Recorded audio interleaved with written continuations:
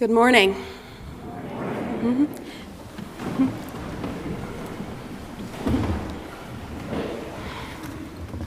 My name is Meghan vonSchwarz. Some of you might recognize me, or at least recognize my family. But just for your reference, we are the family that is always on the last row on the left side at the 9 a.m. service.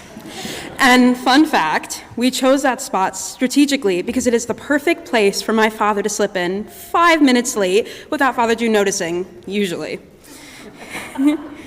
All jokes aside, we love this parish, and I have loved growing up here and being a member of this church and a chorister of this choir. But for the last 10 years.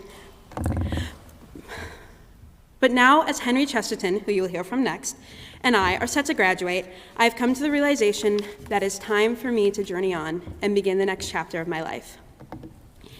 And during this time, I have been thinking of the Word of God and what His Word means to me. And in the reading that we heard today, there is one verse that really made me think about my life and how I see God in it. In the reading, Genesis states, when God began to create the heavens and the earth was complete chaos and darkness covered.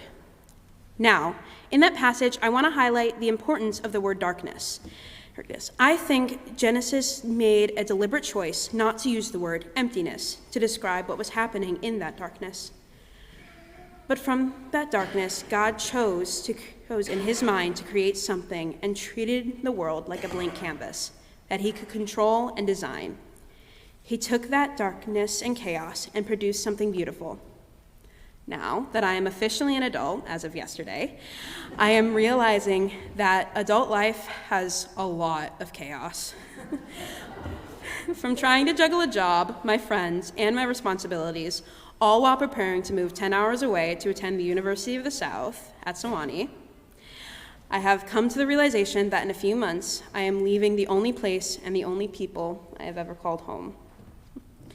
That is not to say I'm not excited, but it has put me in a weird position. As some of you might know, when you go out of state to a small college, you are lucky if you can find someone who lives within 30 minutes of your hometown. Realizing that no one will know who I am means that I'm starting from scratch. But it also means that I have a completely blank canvas. The people in this room have helped shape the first 18 years of my life, giving me a strong foundation. Now, as I face the chaos of moving away, I get to take everything I learned here and paint my own future. It is a blank canvas right now, but I am terrified, excited, and entirely ready to make something truly wonderful out of it. Thank you. Now you will hear from my friend Henry Chesterton, who has an amazing perspective on the Gospel of Matthew and how it relates to his own story.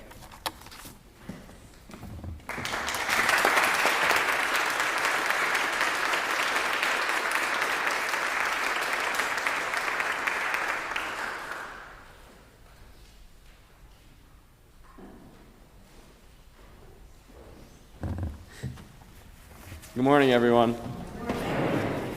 And thank you, Meghan, for your wonderful senior sermon.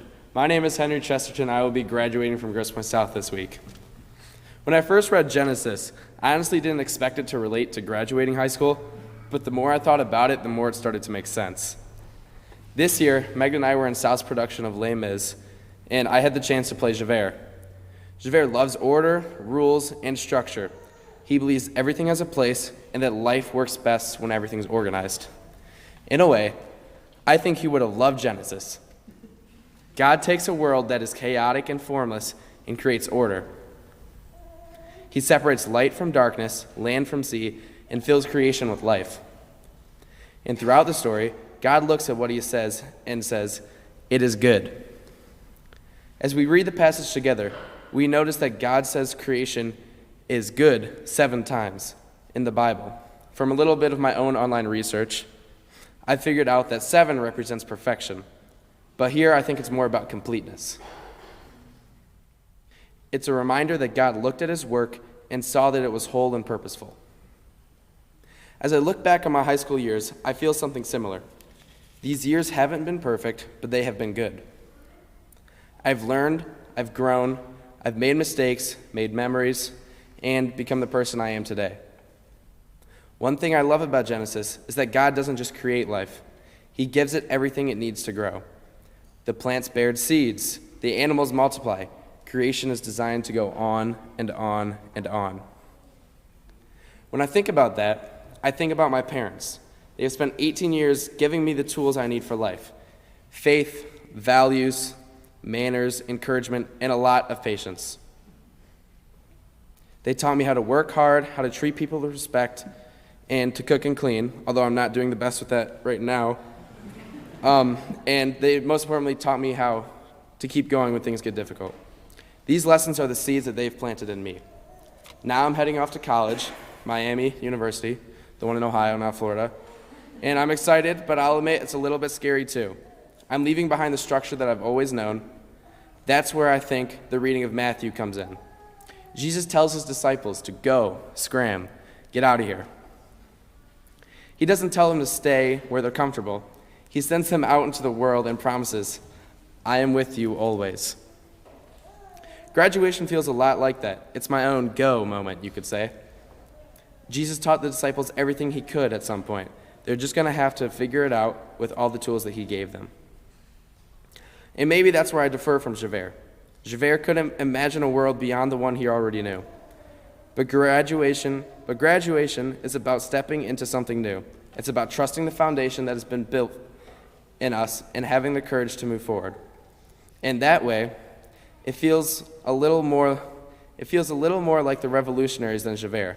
Not because I'm starting a rebellion, but because moving on requires willingness to leave behind what is familiar and take a chance on what comes next. Today, I'm grateful for the people who helped shape me and for the seeds that they've planted in my life. The foundation has been laid. High school has been good. And now it is time to go, trusting that God goes with me wherever the next chapter leads. Thank you.